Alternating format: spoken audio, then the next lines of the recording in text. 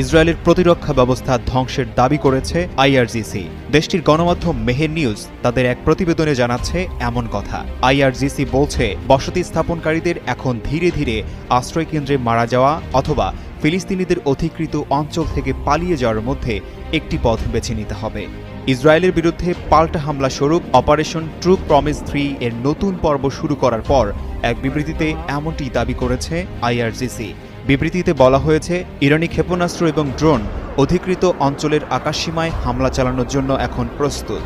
একই সঙ্গে আইআরজিসি তাদের সাবেক প্রধান হোসেইন সালামির প্রতিশ্রুতির কথা স্মরণ করিয়ে দিয়েছেন, যিনি প্রতিশ্রুতি দিয়েছেন ইসরায়েলের অসংখ্য অপরাধের জবাবে ইহুদিদের জন্য নরকের দরজা খুলে দেবে ইরান। ইরান হুঁশিয়ারি দিয়ে আরও বলছে, নিশ্চিত থাকুন, সাইরেনের শব্দ 1 সেকেন্ডের জন্য বন্ধ হতে দেওয়া হবে না। ধারণা করা হচ্ছে, যেভাবে ইসরায়েলের নজিরবিহীন হামলা চালিয়েছে ইরান, সেই হামলার ব্যাপকতা আরও বাড়তে পারে।